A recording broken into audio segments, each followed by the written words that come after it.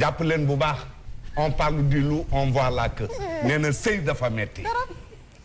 dégg ngeen ko c'est vrai parce que moom day dem Fouta man damay dem Guignaax. dëggal na ko Guignaax man papa Guignaax laa jëm ca Kébémer. Guignaax. Demba daal di may sa joor waaw. waa Guignaax. mais metti bi bu ko jël metti bu négatif de metti. abu xol maa ngi lay nuyu bu baax. abu xol bu Guignaax mboor waaw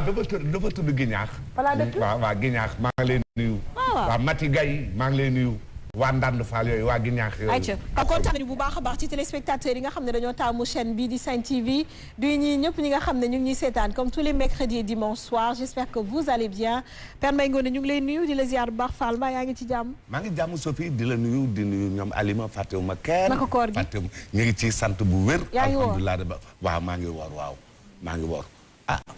maa ngi woor de maa ngi xiifa kamar yàlla xam nag kii nangu am déet. dama laa bëgg. ah maa ngi xiifa kamar de waaw maa ngi xiifa kamar li ci des nag sunu borom a xam man taalibe Sëñ Tuubaa Cheikh Mouhamadul Habib laa sama bopp doyuma wallahi sama bopp doyuma yàlla mëttim ak borom Tuubaa xam na ne ab taalibe rek laa bàyyi sama bopp ak yàlla ak yonent bi ak Sëñ Tuubaa ci barke Cheikh Mouhamadul Habib Mbacke ibnu Sëñ Abdoulahi borom dër bi di nuyu ñëpp barki dem rek la ma waa Ndaraame Kanji di woo mu ne ko noo tudd mu ne ma Moor Kanji ma ne ko foo dëkk mu ne ma Ndaraame ma ne ko xam nga Baye Sall Kanji mu ne ma waaw waaw ma ne ko ñoom Tafa nag mu ne ma ba ci Abdou Kanji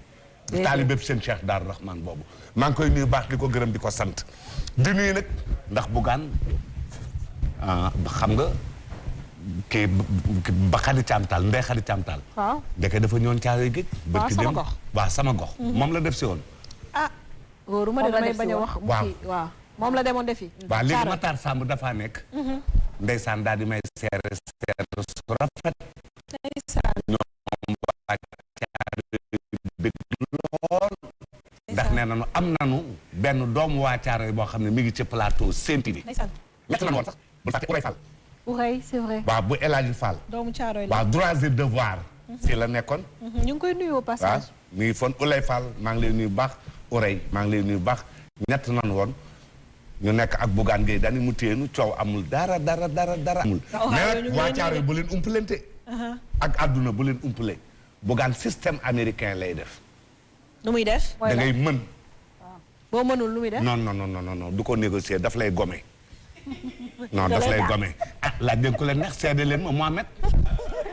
baax na laana biir dina def social dina dimbalee mais soo mënul mu gome la le système américain kon moom li muy def mooy l'homme qu'il faut à la place qu'il faut. maa la wax li gërëmal Bougane bu baax ndax nekk ma nekk ak moom mu am jàmm waaye nag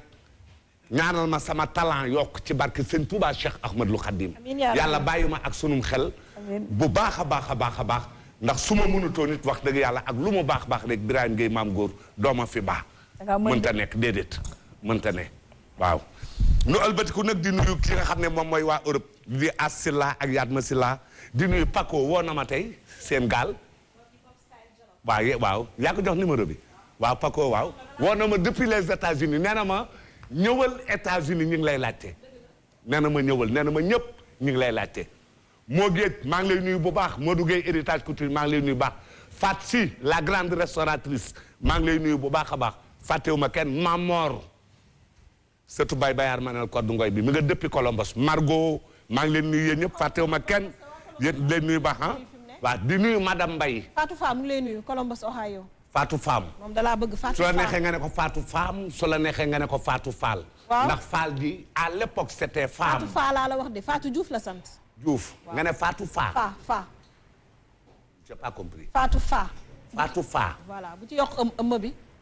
waaw non dama yàqal femme nga wax non Fa rek laa wax waaw d'accord Fatou Diouf rek yow waaw d'accord Fatou Diouf maa ngi lay nuyu bu baax a baax a baax a baax di la gërëm di la sant bu baax a baax madame Mbaye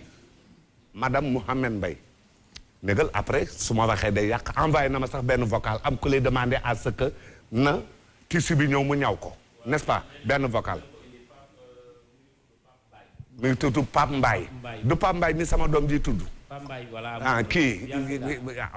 yaa Seyda moom lay tudd bi ma lay woo keroog dafa fekk ay fan si club nekk fa ñu la sopp lool waaw mu ni ma tissu bi léegi àndal ak père mu ñëw léegi wallahi nii la ko waxee ñu ñëw ko madame Mbaye daggal ma jasneer daf ma daggal jasneer daf ma daggal non loolu moom madame Mbaye ah madame Mbaye gis nga madame Mbaye Sen TV. ok oui ma madame Mbaye Sen TV. nee na bul jox kenn tisi bi Pambaay. nee na ngeen di ko addee Serigne Touba moom ci boppam moo la koy ñawal. waaw yow tam def nga jëf ju rëy ndax barki démb jox nan la kol gu rëy ab sang def jox la ko. mu rafet lool nga ñëw ëlbatiku. joxewaat ko addee Serigne Touba. wallaay fii waaw Cheikh Sarr. waaw maa ngeeg lan lu war a ëpp sa juróom benn mbubu. benn ci oto bi sax indil naa la ko. am na boo indi mi ngi ci oto bi. bubb la waaw bon waa déggal. waaw mu ngi ci oto bi boo paree ma jox la ko. non kii est-ce que mën naa dékku loolu. ah sama seex la nag. est-ce que benn mën naa dékku loolu. sama xarit la de. ah papa Mbaye Sylla textile Asietu maa ngi lay nuyu baax waa Caaroy géej yëpp fàttewuma kenn les imam Dari imam Baymor Khalifa Anne fàttewuma Sonia ma sœur maa ngi lay fàttaliku Ndey Dem Birane fàttewuma kenn. Mbaye Cissé bu Baye Mbër Ndiaye maa ngi lay fàttaliku bu baax a baax a baax a baax Khalil bi mu nekkee école Seydou Nouta Khalil na nga ko doon wax mais à Caaroy Maud Ndiaye lay dégg le grand géomètre maa ngi lay nuyu di la gërëm di leen sant bu baax a baax merci maa ngi leen nuyu bu baax.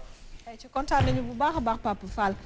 dañuy kontaan chaque jour di la am ci suñu plateau kontaan nañu bu wér a wér bonsoir Ben. Bonsoir Safia. L'ami de Père Mbaye Ngoné tu vas bien. oui il fait partie de mes meilleurs amis. c'est mon ami moom. kooku moom am na ko yàlla def na ko. idée yi ñoo bokk rek mais. waaw idée yi moom. boo ñuy sànq suuf xam naa idée yi mën a bokk quoi. c'est normal. c'est normal quoi. waaw di nuyu ñi si plateau bi ñëpp. di nuyu sama sista Alima. di nuyu Mohamed. di nuyu beneen Mohamed ba fële tamit ñi nga xam ne moom dañuy wettali si grand plateau bi. et puis di souhaite di wax happy Mother's Day jigéenu àdduna bi yëpp. parce que aux États-Unis happy Mother's Day bi tey la. fête des mères di leen koy souhaiter. en fête des mères États-Unis. moo tax mu ne happy Mother's Day. kii dafa neex. waxu leen de jigéenu États-Unis la wax. ma jaaxal waaw mais parce que foofu jigéenu réew mi nag yéen maa ngi leen di tàllal loxo di leen nuyu bu baax. jàmbaari fàkk parce que jàmbaari fàkk parce que fête des mères niñ koy defal nag États-Unis fête des mères tey la. fii ak France ñoo bokk du tey. moo tax ma ne jigéen ñi nekk États-Unis ñi fa nekk. ñëpp xam bis bu nekk réew mi. yow su may nuyoo sax da nga may bloqué quoi Sénégal jigéen ñi Sénégal yàlla na ngeen gudd fan ci barke Borom Touba. amiin papa waaw yàlla na ngeen taxaw ci barke Borom Touba yéen jigéen ñi Sénégal. aywa demal yaa ngi jigéen ñi Amérique. mbay ci say oom. ah am déet. mu ne happy lan lu mu wax happy lan. dama ko mën a làkk. nga ne happy. et puis di nuyu sama famille. di nuyu maman Fifi di nuyu tuuti di nuyu maman Lisa. ak Njàmbur. et puis di nuyu tamit sama second family. waa Zero Stress ñoom DJ Eric Barbosa ak tout team bi yëpp. ba pare di nuyu sama benn sœur bu ñuy wax Natou Sow ak Fat Cissé sama benn sœur la tamit bu baax boo xam ne daf ma bëggal boppam. et puis di ñaan yàlla yal na yàlla def jàmm ci Sénégal ñu nekk ci hôpital yu feebar yal na leen yàlla may tan et puis yal nañu yàlla may ñu célébrer korité bi ci jàmm jullindoo ko ñaanandoo yàlla def jàmm ci Sénégal yàlla may ñu nawet bu naat merci. Merci beaucoup Ben Benoît. Bonsoir à toi Safia maa ngi lay nuyu bu baax a baax di nuyu suma ndijaay suma papa suma lépp Papa Mbaye Ngoné di la ziar bu baax a baax di ziar Alima coach Moussa moom itam sama frère Benoît moom itam ñu bokk lu bëri niroo lu bëri Sophie ñu ngi lay encourager ci liggéey bi vraiment am na solo du ñu dañ di ko wax donc waaw góor moom yàqul dara nekk ci rek dina baax Mohamed yow itam kor madame Mbaye bëgg lool madame Mbaye maa ngi lay ziar papa madame Mbaye itam ñu ngi koy nuyu bu baax a baax ndax teraanga yi bëri na Prosper mon ami mon frère Maya ñu ngi leen di nuyu ñëpp macha allah plateau bi tey yaa ñu non mais xam nga lu tax parce que dañu nekk ay da nga nekk ay nit yu am solo. déedéet man ma jommi yow man mi xamee ma ko xaaral ma ñëw. non Safia boo gisee ñuy nuyoo xam nga man une semaine laay gisee ak ñoom te ñoom ñëpp samay xarit lañ wax dëgg yàlla te danoo bokk ci dispositif bi doon ñu am solo ndax li ñu fi waxtaanee saa su ne. ñu fi gën waaw xanaa sax gisante woo leen ci couloir déedéet gisante wuñu maa ngi woon rédaction maa nekkoon rédaction léegi wàcc fekk leen fii xam nga donc il faut que ñu nuyoo tamit xam nga nag jikko Sénégal kenn mënu koo dindi ki dàq nuyoo Sénégal mi ngi fi taxaw te duñ ko wax dara waaw man moo ma jaaxal bàyyi leen ñuy nuyu suñu am di jàmm yi ayca ñu ngi nuyu Sénégal yëpp ñuy màggal tey guddig Laylatul Qadr Safia jërëjëf ayca jërëjëf man Jasner yombuma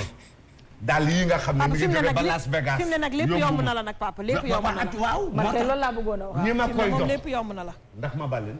déedéet. ñi ma koy jox. déedéet. moo duggee héritage. moo géej. ca États-Unis Las Vegas. moo géej nag ne ko 1 mois yaa ngi def grand plateau. bu paree ak président Bougane Gueye ñu yóbbu la Amérique nga noppalu. moo géej. muy sa congé Alima Ndione. ah waaw. moo géej ak moo duggee héritage ak président Bougane Gueye. waaw 1 mois yaa ngi def grand plateau. bu jeexee nañ la yóbbu Amérique nga noppalu. damaa war a dem États-Unis. voilà. nga ne. papa ñi bu leen di déglu. dama koy déglu li may dama koy déglu waxal ci kaw. bu demee Amérique ba ñëw. non 4-4 bi non 4-4 bi moom bëgg fa dem. doo bàyyi jàmbur waxal. yow laay waxal. 4-4 bi moom. waaw. maa taxaw. waaw. nga taxaw. waaw Bougane taxaw. waaw. Bougane wax ci gémmiñam may dégg. waaw ni père dinaa la jox 4-4. loolu moom fekkee naa ko. waaw su ma ko jotoon balaa. te Birahim ngeen maam góor lu mu wax def ko. lu mu diggee def ko de. léegi la ma romb fii. lu mu diggee def ko. waaw loolu moom la ma romb fii. li mu koy wax sama kanam la. waaw ñu doxal sa 4-4 taxaw leneen. li ma jooyloo mooy tey dama koy suivre ndekete dafa am lu mu bind. journaliste bi ko invité laaj ko ne ko yow yaa ko bind wala diwoo ko bind. mu ne ko demal laaj diw. ndeysaan. diw bind ko man maa ko bind lii ma bind chauffeur bi bind na ci apprenti bi bind na ci jaaykatum ndox bi bind na ci baykat ba nekk ci ñaay bi diggante Mboro bind nañ ko lan moo tax mënoo maa gëm ñu dem ba ci biiri wax mu ne ko journaliste mu ne ko waaw journaliste nga wax nga jàng waaye jàngoo wutum xaalis wax na ko dëgg waaw journaliste ndax xam nga Bougane de jàng na wax ba pare jàng wutum xaalis waaw mais loolu la nag bénéficier kële damaa yuuxu fi ma tëdd damaa yuuxu kii dafa jàng wax rek yem ci waaye kii dafa jàng wax ba pare jàng wutum xaalis waaw chef d'entreprise la d'accord kontaan nañu bu baax les niveaux ne sont pas les mêmes wallaay du benn waaw kontaan nañu bu baax a baax bonsoir dafa jàng wax journaliste ba pare jàng comment vas-tu ça va alhamdulilah yaa ngi ci jàmm alhamdulilah donc maa ngi leen di nuyu yéen ñi ma bokkal plateau bi di profito di jaale toute la famille Gueye Marie ndax sama maam Aimé daf fi wàññeeku ci yoon bi laa ko yëgee donc maa ngi jaale toute la famille Gueye Marie ci naqar bi nga xam ne ñoo ko bokk di nuyu waa Jaspo Support di nuyu ku tudd Binet Diak parce que Sophie waxoon naa leen ko bee passé dafa am ñoo xamante ni dañuy nekk à l'extérieur di dajale lu ñu mën ak lu ñu mënul di ko yónnee pour que ñun ñu mën si def suñuy activité comme il se doit donc ñooñu amuñu seen fay occasion yu mel nii la ñu mën a am pour remercier leen donc ñu ngi remercier waa Jaspo Support rawatina Binet Diak mi nga xam ne eggali na ma yéene bi ak képp rek koo xam ne yaa ngi soutenir l'association Les Racines de l'Espoir di fàttali ne ñi ngi jëm korité nañu def rek ci weeru koor bi nañu bàyyiwaat xel ci famille yi nga xam ne wax dëgg fa yàlla amuñu lu ñu nar a jullee ñu jàppale leen ba ñëpp mën a julli ci jàmm asalaamaaleykum. waaleykum salaam Oustaz Mohamed dama lay tëb maa ngi ñëw ci yow léegi ma dem ci Prosper Dieye noo def noo maa yaa ngi ci jàmm. alhamdulilah madame Diallo. sa jaune baax na nag Dieye. merci beaucoup. di santaat yàlla bu baax alhamdulilahi rabil alamin allahumma salli ala sayyidina muhammadin wa sallim di wax rek ne koor gi ñu ngi sant yàlla bi nga xamee ne li ci des bëreetul donc mi ngi waaj di dem ñaan nañu yàlla boole ci xaaj bi nga xam ne moom buy dem da leen fii bàyyi bu déwénee dina ñëwaat yàlla nañu yàlla boole ci xaaj bi nga xam ne bu déwénee bu ñëwaatee fekk leen fi bu ànd ko tal ak fekkee ci barke Seydina Mohamed alayhi salaatu wa salaam di ko ñaanal jullit yëpp nag. jërëjëf kontaan nañ bu baax Dieye Massamba bonsoir Maya. oui bonsoir Sophie. ça va ça va. maa ngi lay nuyu di nuyu ñi ma fekk ci plateau bi yëpp. donc di kontaan di fi teewaat encore une fois di def benn nuyoo bu spécial à la petite sœur à ma mère Nafi madame Diallo yaayu Medina ak Aminata donc di la wax ne la que ta famille t'adore énormément donc salaamaaleykum. voilà waaleykum salaam ay ci kontaan nañu bu baax a baax si yow Maya bonsoir coach. Sophia. noo de. maa ngi sant yàlla bu baax. de. merci beaucoup. per sax xàmmeewu la woon. si élégance moo fi jaar.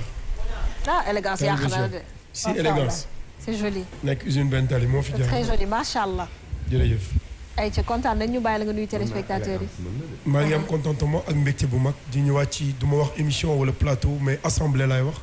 di jox nuyoo bi sunu papa Père Mengone mu jàllale ko ñëpp di nuyu chers téléspectateurs de la chaîne leader ñi nga xam ne ñu ngi câblé connecté scotché ci Sen TV di leen féliciter encore parce que numéro 1 yombul liggéey bi ay mbokk bu ñu jëmee teen bokk laxasooy gocc ñii rek lay mën a demee liggéey ngeen liggéey bu mucc ayib ci wàllu diine ci wàllu éducation ci wàllu social ak lépp moo waral ñuy am contentement ak mbégte di ñëw fii di sant bu baax njabootu sunu sëriñ nafaatallahi bi barakaat yi Cheikh Aboubacar Sy sëriñ Babacar Sy ak njabootu maam Cheikh Seydi Hadji Malick yëpp di nuyu bu baax suma soxna yi bu baax di nuyu suma njaboot di nuyu waa Sénégal di ñaan yàlla yal na yàlla jàmm yàgg ci réew mi ay ci jërëjëf bu baax a baax Moussa loola bàyyi leen jàmbur bi leen ko catu mais day laajte Sofia day laaj xamu dañ laa bëgg a catu de waaw man du ma yow waaw non da nga maa ngi nuyu soxna yi ñuy wax kii rek nga ne ñaata maa ngi nuyu soxna yi nga wax maa ngi nuyu soxna yi laa wax nga tiit non dama ne ñett nga wax waaw ma ne maa ngi nuyu soxna yi nga tiit wala da nga ko gëm mu ne non bu ñett yi dëgg la gëmuloo ko de ko ci la nab naa la gëmaloo ko de non dëgg la bu noo nag di jóob la mais kii njóobeen photocopie la fi bi day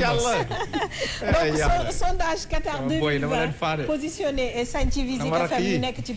première place bi donc yaa ngi kontaan bu baax a baax di ñaan yàlla mu bàyyi ci kanam ba ci kanam a kanam incha allah Oustaz Mohamed ñu ngi lay nuyu di la ziar bu baax ma bàyyi la ak Arima mu ngi noonu law naa sabat qadruhu ayatuhu izam man ahyasmuhu xiina yudaa daarisa rimami ina anzalnahu fi laylatul qadri wa ma adraka ma laylatul qadri laylatul qadri xayrun min alfi shahrin tanazzalu almalaikatu wa ruxu fiha bi idni rabbihim min kulli amrin salaamun hiya xataa matla'il fajri alima sa góor googu ca Tiwaawan Malick Fawad bisu tey bii ci la ko nattoon bi ko ko laajee dafa ni laylatul qadri ñëw na ci saar wi ñetti yoon boo ko calculer daf lay jox juróom-ñeenti xaraf 3 fois 9 27 Cheikh Seydil Hadji Malick jàpp fa laylatul xadri ndax moom ci sekker lay dox téere yi yëpp yi ci ëpp daal di ko ci jàpp bisu tey bii nga xam ni bari na ngëneel li ci nekk am na ñaan yoo xam ni war nañ ko ci mën a ñaan yàlla daal di ñu ci jéggal suñu ay bàkkaar ndax yonent bi sallallahu alayhi wa sallam moo waxoon ni man yàqum ku teewe laylatul xadri guddik laylatul xadri imaanan diggam waxti saaban di toroxlu xufira lahu yàlla daf lay jéggal maa taqaddama li weesu min zan bi ci ay bàkkaar ak lan wa maa taqar ak lii ñëw kon guddi gaa ngoog yàlla nañu ci yàlla defal yiw ci barke yonent bi sallallahu alayhi wa sallam nuyu naa ñi ci plateau bi yëpp père mu la nuyoo nuyu naa ni ko Sofia waxee ñi ci plateau bi yëpp nuyu bàyyi Serigne Fallou mi nga xamante ni moom la ñu dalal itam mu nekk jàmbaru ku tedd ki Cheikh Ahmadou Bamba Khadimu Rasul Sofi tey moom waa géej waaye ñu ngi may xaar waa mbedd mag ñu ngi may xaar bu la neexee nga téye ma ba minuit bu la neexee nga téye ma ba 1 heure ma daal di dem fekki leen ay ci alima ñu doxal jërëjëf Oustaz Mouhamed Mbaye mu ngoog dañu koy wax laylatul xadri guddi gi gën ci guddi yi wax na ko Malick Fawad borom bi jaaw bu rafet bi bés ni tey la ko jàppoon lu ñu mboolem lu ñu ci ñaan yal na yàlla suñu borom nangul ñu ko ak fu waay mënti nekk te mu doon ngëneel ñu yàgg koo teewee at yu bëree bëri Safia bala ñoo dellu ñëw ci thème bi Oustaz ñu bàyyi la ak gan gi tey mu bégal ñu ci Serigne Bamba ki xasidaam ba xol yëpp féex. mu ngi noonu dafa bokk ci magi murid yi nga xam ne yaru nañu jàmbaar lañu itam li Serigne bi bind am na lu ñu ci jox ñoom itte ak farlu Ousmane Dramé Casamance maa ngi lay nuyul ma famille bu baax a baax Baye Fall ay ca yow la ñuy déglu. laa sablaay xaadimu rasul dunya booxa ismatan wa xëy rasul laa sablaay xaadimu rasul dunya booxa ismatan wa xëy rasul wal musaarati wal suruuri عند مماتنا وفي النسور وسليا وسلما على النبي وآله ما سياب النجم واغفر لوالدي واغفر لجميع آلي وجملة السياب يا سميع واغفر لكل ذي تعلق بها واخفا سعادة يا ربنا وذبنا وخذنا وكن لنا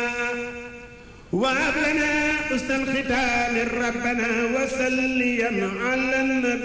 النبي وسلم واقض بحاجة كل مسلم يا الله يا عليم أنت الله ويا خبير ما له الأسباب يا الله يا عليم أنت الله ويا خبير ما له الأسباب وابلي من لدنك ما نريب يا من له أمر أنت الرب وازنا والتقنا ونجنا واتقنا وكن لنا يا ربنا بعرمة آدي عليه سليا وسلما في صدي وكليا من سن أنك تعطي البصر والجن والملك لن يبصرا وكاسوك خير من الورى وأنت خير من إلهي زورا مدى إليك الله فضلا سارا كما إليك خاد ما لم يسرا متك أنجز الذي تفكرا أخمل يا خيرا بصيرا ذكرا دعوت الله أن البصرا والجنة وأنت خير عاد البصرا دعوت الله أن البصرا والجنة وأنت خير عاد البصرا بن الديور مع الطيور باخي السرور للجلساي لو ابتدائي بدا النجائي عند السباء وفي المساء صلاة الستة بمدح ستة تاتي إباتة مع ارتساي عليه صلى ربنا جل ففاق كل في الأسياي عليه صلى ولم رفاق والأجر آسف في الأسياي على الأتيق باب التاريخ حق الوسوق كل رداي على الوسيل سيف البصير ردا خدير مجرى الخداي على الياء أقل حياء غير رداي من البقاي على القريب ليس القروب ردا مجيب مع ارتخاي على الصحابة سوي الإجابة يوم الكعابة ردا سناي نم الرجال لا مجال نيل ونال وقت لناي ردا السميع على الجميع يوم الخصوء يوم نداي بخير أرباب ديري لباخ مير أو ابتداي كل سجاء لو اتباع لو اتفاع وقت الرفاي بهم عفوت وما جفوت بهم نفيت ساوي الكراي فولت أمري لمرخ أمري ما آل بدري لم تراي إني أقول ولا يميل لمن يسول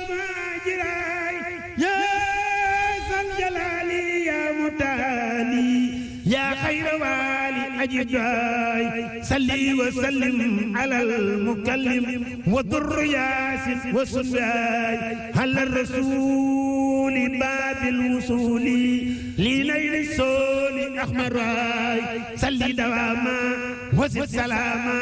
واذكر قلاما لوبناي يا ذا الإرادة يا ذا النفادة خلي السعادة لبيتناي خن اقتداء سدن اقتداء سدن اقتداء بلا أناي صفي اقتفائي بلا جفائي طيب عساي طيب خداي يا ذا الوجود كل الوجود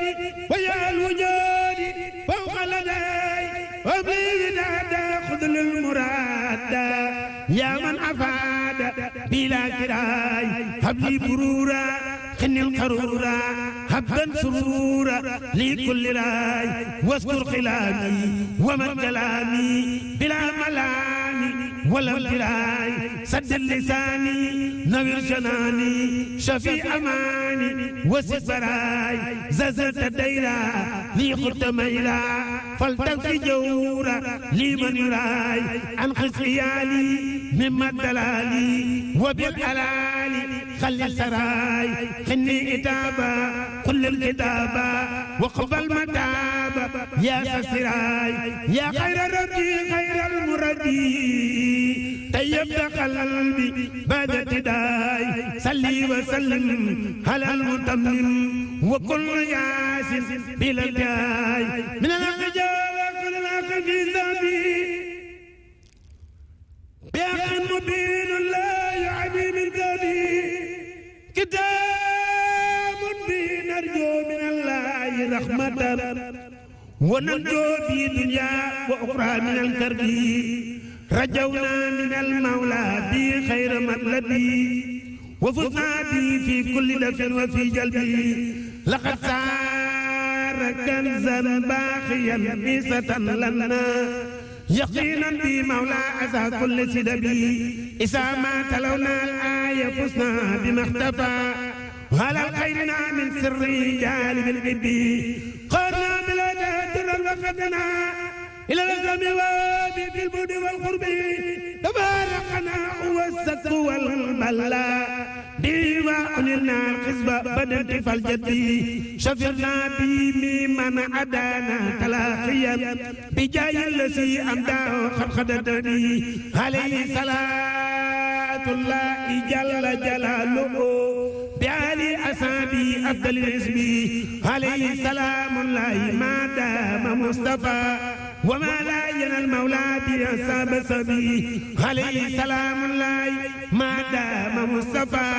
وما لا ينال المولى بأصحاب سبي عليه سلام الله ما دام مصطفى وما لا ينال المولى بأصحاب سبي لم يبدو مثل المصطفى محمدي سرا وجارا في البرايا سمدي يا ربنا شيخ مصطفى سرين فللو شيخ محمد لمن بارم بك سرين بسيرنا جلي waaw bu ko defee sëñ Mohamed dañu doon nuyoo rek dañuy wax ni pataraay bi ñëwee gàdday kon macha allah waaw ñoo ngi leen di nuyu bu baax te leen tatagal te toog rek ba sunu soññi jot rek ñu daal di soññi. incha allah waaw ñoo ngi leen di siyaare yéen ñëpp nag. macha allah rawatina sunu wël rek Cheikh Modou ak. macha allah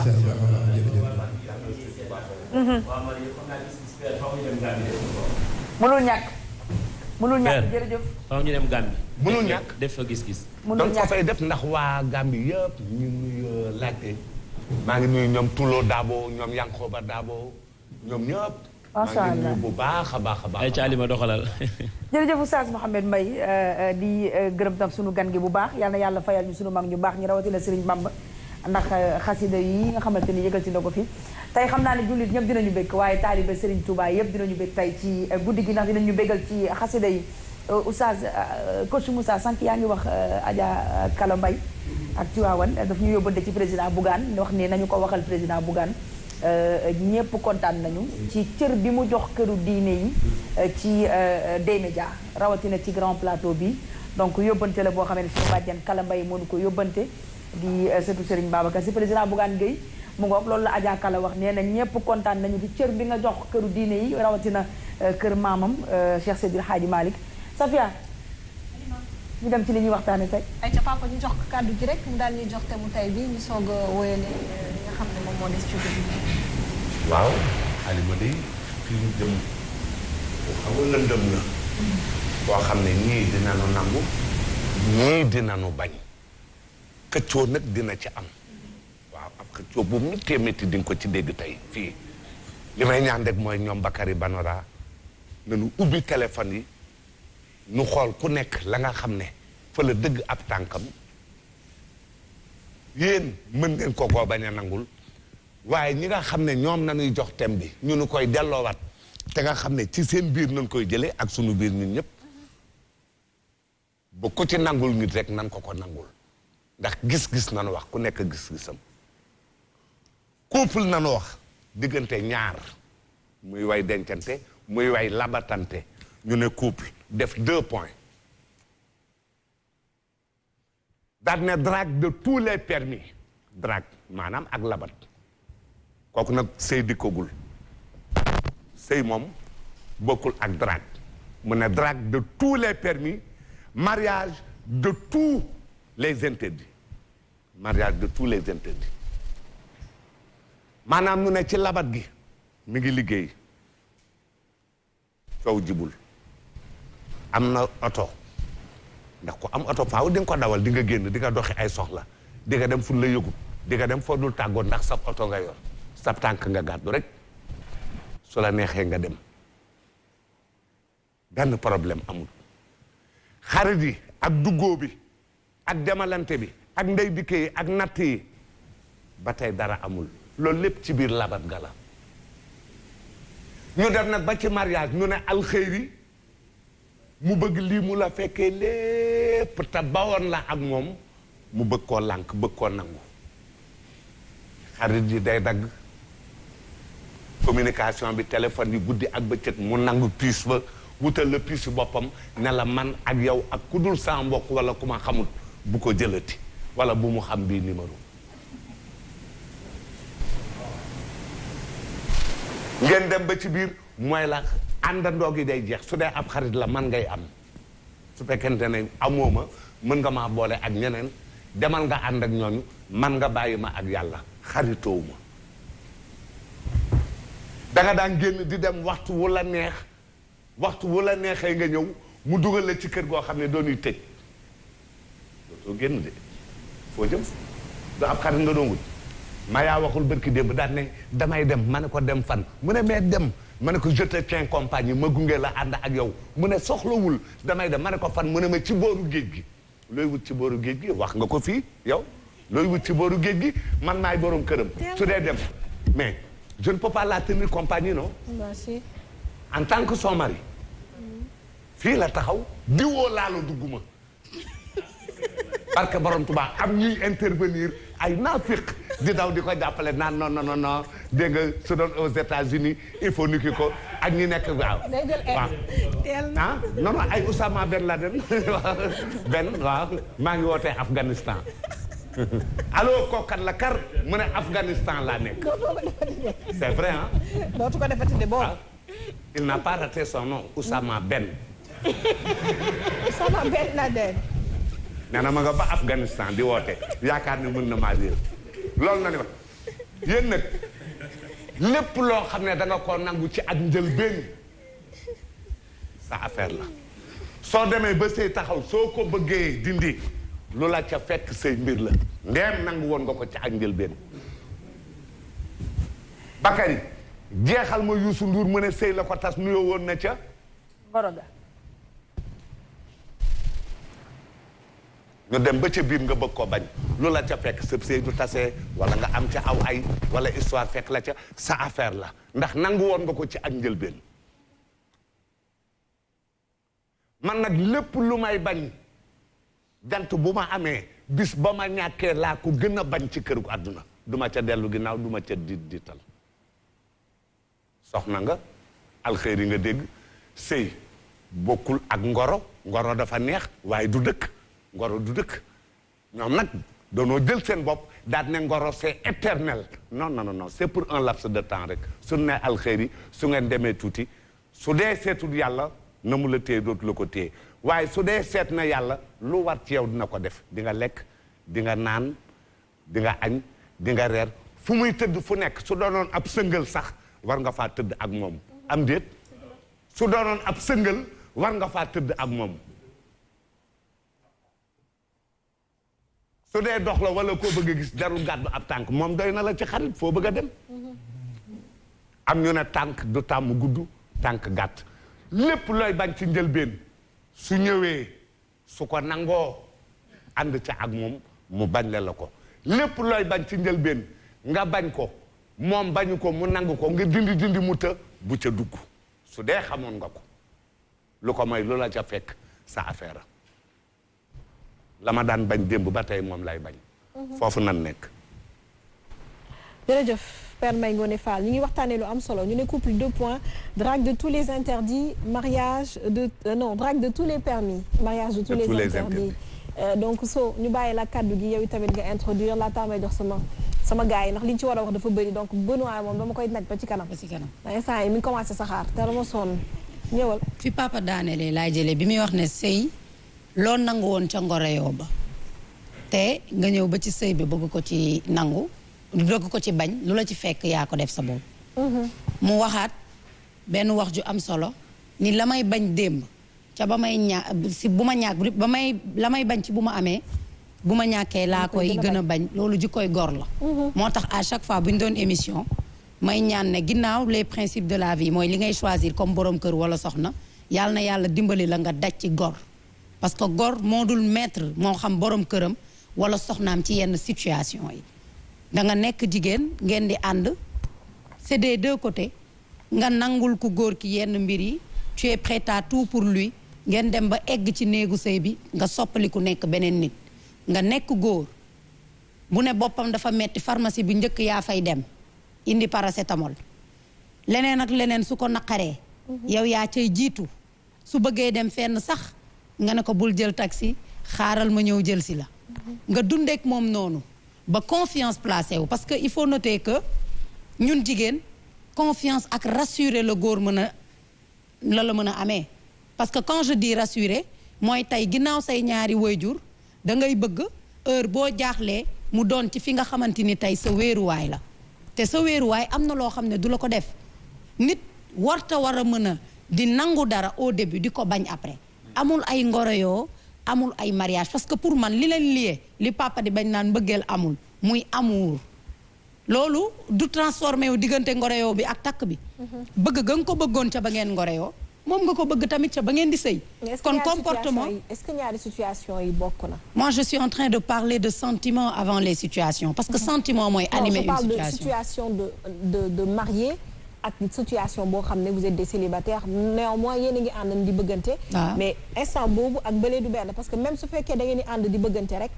nekk ay célibataire ngeen di farantu comme on dit am na yoo xam ne bu la ko teree yow sa bopp yaa naan ko du jàkk ji du église ba donc amoo loo ma tere mais est-ce que li valable foofu war na mën a valable ci mariage. D'accord, un homme attentionné parce que man maa ngi woon ci attention bi du changer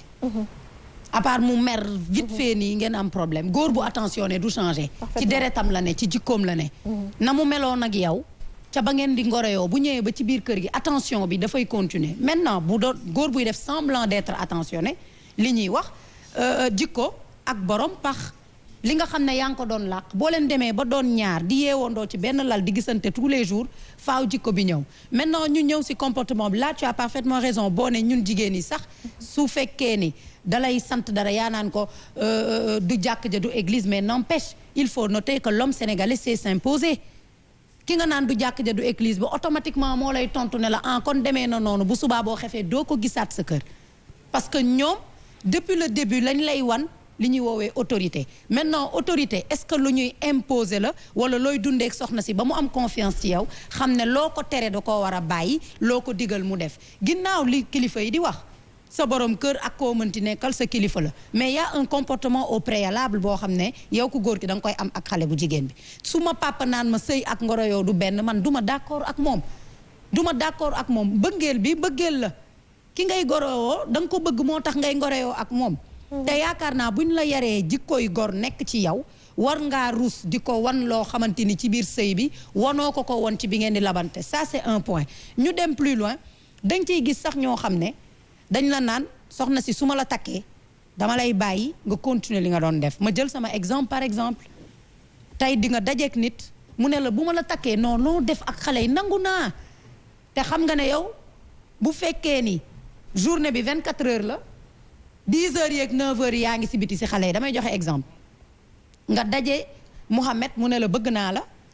la ba dama lay bëggaleeg xale yi mu leer na la yow say kër ku dul sa doom sax dina fa daagu léegi kooku bu fekkee dalaa wax li la neex pour rek nga sëy ak moom waa ba nga dugg ci sëy bi mu ne la bëggatuma ngay génn kër gi telle heure ndax sa borom kër la question bi papa laa koy posé kooku ban façon borom kër la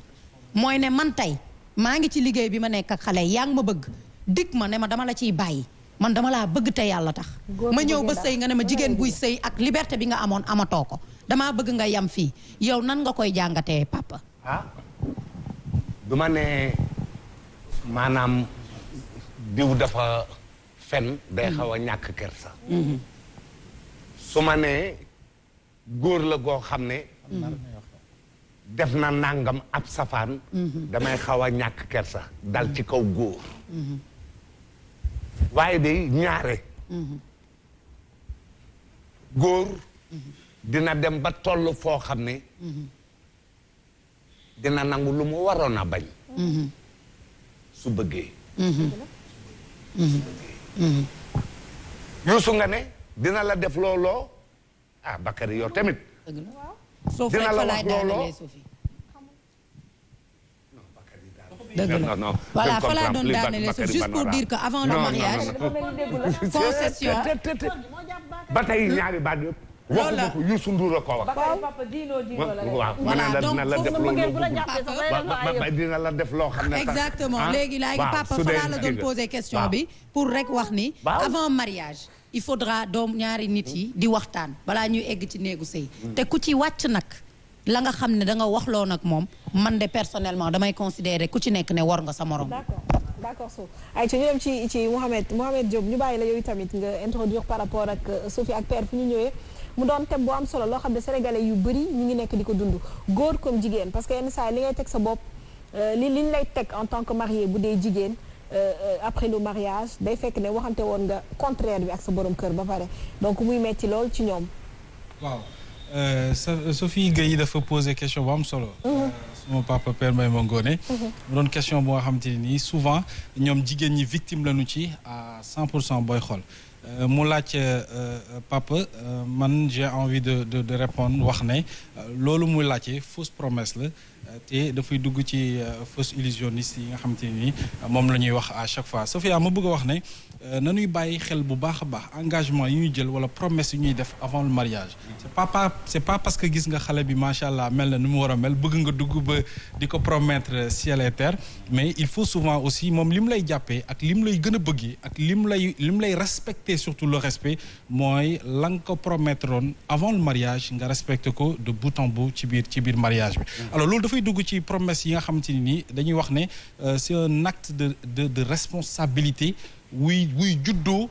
ci foi intérieure xam nga gëm-gëm bu fooree mooy li ñuy faral di tooñante suñu biir naan li ngay wax gëmoo dara mooy loolu promesse dafa war a juddoo ci foi intérieure c'est-à-dire boo koy wax da nga ko war a ànd ak gëm-gëm boo koy wax da nga ko war a gëm boo amul nag foi intérieure boobee dina yomb trop nga digle loo nga xamante ne nii doo ko def te su boobaa répercussions yi dafay yaatu lool te dinaa ci ñëw beneen bi mooy rompre une promesse aujourd'hui mooy nga diggee li nga xamante ni mënoo koo jëfee wala ba nga koy diggee da nga ko promettre ne buñ ci yeggee dinaa ko jëfee waxtu ba ñëw jëfewoo ko dafay nag xajamal wala day xoos wala day yàq relation bi nga xam ne am naa ko ki nga xamante ni moom laa bëgg muy ki ma nekkal wala ki ma nekkal di sëyal jamono ji mu doon lu am solo alors Sophia pour te dire que ne il faut que ñu wax suñu mbokk góor yi wax leen ne les promesses sont extrêmement précieuses dafa doon lu am importance suñu dund mooy nga dig dara nit ki def ko wala nga dig dara nit ki te defoo ko souvent jeexital yi muy impact yi bu dee lu baax la xayrun jàmm dina ñëw dinañ la gën a wekk dinañ la gën a respecté dinañ la wax ne yow kii moom lu mu wax def ko waaye boo ko deful ala kulli al à samp bu nekkoon téeméer boo jël boo ko doon xayma juróom-ñetti fukk yëpp ci confiance ci yaakaar ci ñàkk respect yëpp dafay dugg te su boobaa itam dina tàmbale andi xajamal seen diggante ki nga xamante ni moo nga ko seqal beneen bi mooy ñi nga xamante ni dañuy rompre fréquemment li nga xamante ni moo di promesse mooy ay profil la yi nga xamante ni dañuy miiner aujourd'hui seen relation relation boo bëggee bu gaaw a yàqu rek Safia wax ma loo dul def même bu ñëwuma sax ci relation de couple maa coach sama xarit aujourd'hui mu am fu ma teg ma ñëw wax ko lu dañ rek tey mën na continuer nekk ak man waaye bu duggee ruq dina ne waa ji ndekete daal foofu dara newu fa kii moom day wax comme que day wax muy dañ te loolu dafa bari ci sunu société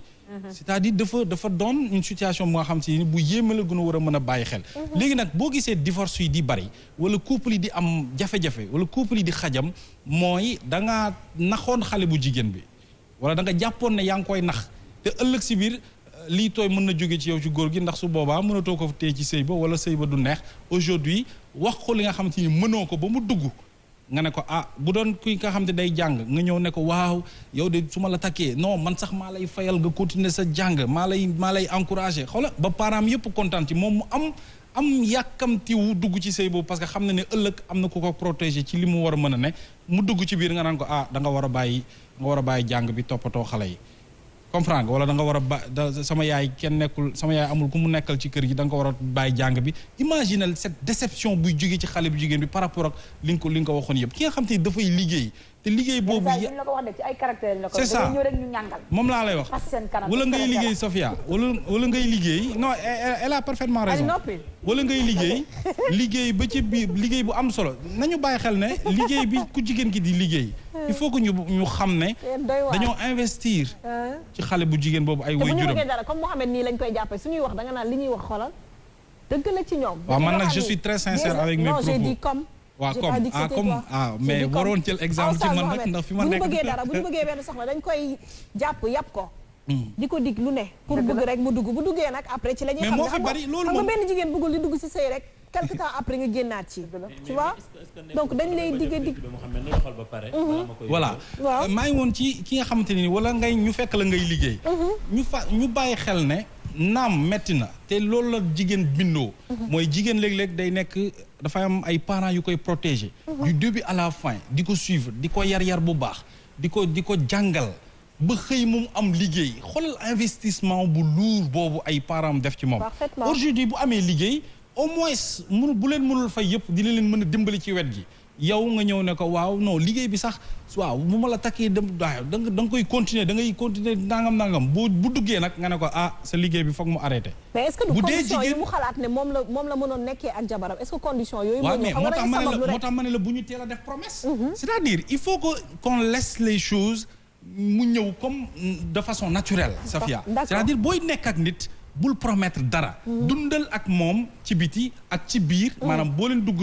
duggagulee ak bi ngeen duggee lépp na naturel lépp mooy ñëw naturellement ci biir àdduna. mais waroo ñëw rek ne waaw promettre ko lu nga xamante ni nii. pour yow la nga koy promettre lenn rek nga ci bëggoon. lenn rek moo nekkoon jeexital yi mooy fexe. ba convaincre ko mu sëy ak yow. te aujourd'hui fausse promesse yooyu noonu aujourd'hui dafay yàq xol. dafay dindi bànneex ci bi waroon dox ci couple yi dafay dindi confiance bi waroon dox ci couple bi te loolu baaxul fi may daanelee mooy aujourd'hui promesse yooyu Safia maa ngi woo ci ku mu mënti doon góor wala jigéen il faut que ñu éviter di def ay promesse bu fekkee leer na la di nga ko doxee jëfee ko ala kulli àll kooku kenn mënu la ko tere parce que am na ñoo xamante ne kat seen baat la ñu am ñoo xam ci àdduna amuñu xëy na amuñu dara mais baat la ñu am aujourd'hui fu nu waxee ñun ñi sax dañ koy tooñante par exemple ma jël exemple ci Benoît fu mu waxee ñu ne bu dee Benoît moo wax kooku lu mu la wax def ko wala bu dee Père Mbaye Mangone moo la promettre dara moom moo la ko wax kon de demal tëdd nelaw kooku lu mu la wax def ko mais ñooñu la ñu wax ne amuñu problème mais bu dee yow ya ngay jeexi jaax wala am na beneen palang boo lal ca gannaaw mieux vaut maanaam lu ñu naan moins nous faisons des promesses mieux c'est aujourd'hui dina la dàqal lu bari li nga xamante ni aujourd'hui mën na xajamal vie de couple bi nga xamante ni ci nga koy dund te mu nekk tey ñu ci bari jigéen yi divorcé couple yi di yàqu détails yu ndaw yooyu rek moo koy yàq te bari na fi loolu dinañ ci ñëwaat d'accord damay tourner ci Prosper Dieye laataa may jox Benoît moom itam mu yeggale Prosper est-ce que promesse mën na ñàkk ci ñaar ñuy bëggante te fas yéene wala bëgg ñoom ñaar sëy parce que à chaque fois même boo ko promettre ki nga nekk sax moom dina am ay promesses yu mu bëgg nga defal ko soo ma takkee est-ce que di nga ma bàyyi ma jàng soo ma takkee est-ce que doo ma yóbbu ci appartement bañ maa yóbbu ci këru famille c'est des choses yoo xam ne ki ngay nekkal muy jigéen day bëgg nga promettre ko pour moom tamit mu mën a aar sëyam est-ce que promesse yi Mohamed di wax ne nañ ko arrêté wala nañ ko bàyyi mën naa ñàkk ci ñaari relation yu mel noonu. effectivement merci beaucoup madame Diallo. mën naa ñàkk ci ki nga xam ne mooy promettre. comme mën naa ñàkk ci kiy demander promesse. Pourquoi? La promesse de déménager dans un appartement, la promesse de travailler, la promesse d'étudier. Pourquoi promesse? Non. Man damay wax ne. D'abord, il faut qu'on parte à l'idée que labat ak sëy du benn. Malheureusement, tant que mënuñu def la différence de nos jours, benn couple du stable. Pour la bonne et simple raison. Mohamed, en matière de labat dara du force ñaari nit la yu am projet di rectifiante di ku nekk di jéem a jubbanti sa moroom ku nekk gis say defa moroom fexe mu deñ ci moom ku nekk effectivement gis li la neexul ci moroom sa moroom ngay fexe di ko dindi am na autorité boo xam ne sax comme elle l'a si bien dit Sophie daf ma doon jiitu foofu noonu moom parce que xam na ne fa laa jëm am na ci ñoo xam ne sax soo ko amee sax ci audace sax ñu ne la bu ma fat du église du jàkk c'est ça la vérité. Parfaitement. Parce que effectivement elle a raison labat bokkul ak sëy Mouhamed da ngay wuyoo sa santu papa pendant 25 ans tàkkusaan jot ci 2 minutes ñëwee la madame Dieye nga ne wii attention c'est ça la vérité bu ñu naxante nañu bàyyi caaxaan yi ñu nekkee tu comprends sëy affaire u dëgg la parce que il faut toujours savoir faire la rupture entre njànqate doxaanante ak sëy du benn di nga nekk ak jigéen pendant 5 ans di ko labat doo gis kenn ku ci wax doo gis kenn ku mu jaral jóg benn tàkkusaan bu ne dëgg jot na rek mag ñi bàyyi seen ay soxla daje ci jàkk ja ça veut dire ce que cela veut dire léegi nag liberté bi nga xam ne ak droit yi nga xam ne moom la ñuy sàkku pour jigéen ñi daf ci bokk ñàkk mën a def la différence entre jigéen bi nekk célibataire ak jigéen bi nekk ci buumu jàmbur lépp loo xam ne nii parce que changement de statut la tubaab dafay faral di wax ne tout changement dérange boo jógee ci ak célibataire ñu muur la nga toog sa papa bi la jur sax ak sa yaay xamal ne bés ki tey sama lépp wàcc na amatuma dara ci yow lépp sa jëkkër moom la lépp moom la war yàlla teg ci ne su la mayee léegi tàkkusaan bàyyi woo la léegi jëkkër woo la wuyul jëkkër bàyyi te moo la jur ci gañoom ça veut dire ce que cela veut dire tant que nag mënuñu def la différence entre labat ak sëy bëgg mu nekk continuité père junju na ko sànq mais il est évident Mouhamed que ki nga xam ne moom la ñuy labat liberté ba nga amoon yow ca bañ lay labat mënuloo ko am boo nekkee ci buumu jàmbur dafa war a continuer parce que li ñu tuddee ñoom li ñu tuddee xëy na promesse wala nañ ko tuddee nu mu la neexee promesse moom damay wax léegi ne même dans la vie courante normale nii sax wax loo dul def baaxul très sincèrement promesse moom wax loo dul def moo tax sax ñuy wax la promesse est une dette donc loolu du ma ci appréhender parce que ce qui se passe entre ñaar ñuy labalante du ay promesse ay rectificatif la yoo xam ne dafay am ci ñoo xam ne dañuy labatante seulement nag comme ni ma wax léegi nag sunu jamono yi ñu nekk parce que ak célibataire moo neex goo xam ne parce que neex bi xam nga mooy lan c'est-à-dire da ngay dem heure noo ko sentiré da ngay def li nga sentir ku la neex ngay àndal fu la neex ngay dem lu la neex ngay wax ku la neex ngay waxal mais buñ la yëkkatee jox la nga am borom kër mais sañ na ne diw bul ànd teg moom am na ci droit tu es ma femme mu ne naa mun la diw bul ànd teg moom am na ci droit parce que c'est à toi de faire le choix est-ce que kii ñu may tere gënal na ma sama foyer tu comprends ce que je veux dire diw bëggatuma nga wax ak moom est-ce que kooku ñu may tere jaral na ma sama foyer lépp damay wax ne ki nga xam ne moom lañ la may yow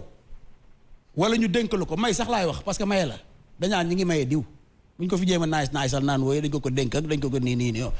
dañu maye nañ diw la ñuy wax foo jëm maa ngi dem dañuy maye diw la ñuy wax ok donc su boobaa changement de statut boobu mooy waral yow liberté ba nga amoon yow de mouvement d'aller et de venir du benn yow bu fekkee ne célibataire nga da ngay yëglu doog a dem xëy na sax sa papa ngay ngay yëgal xëy na sa yaay ngay yëgal mais bu dee da nga dugg ci buumu jàmbur da ngay tàggoo damay faral di wax souvent ne la différence qui existe entre tàggoo ak yëgle du benn yëgle da nga koy wax wane ginnaaw dem tàggoo c'est dans le but ñu ne la waaw wala déet c'est ça la différence merci beaucoup yaa ngi dégg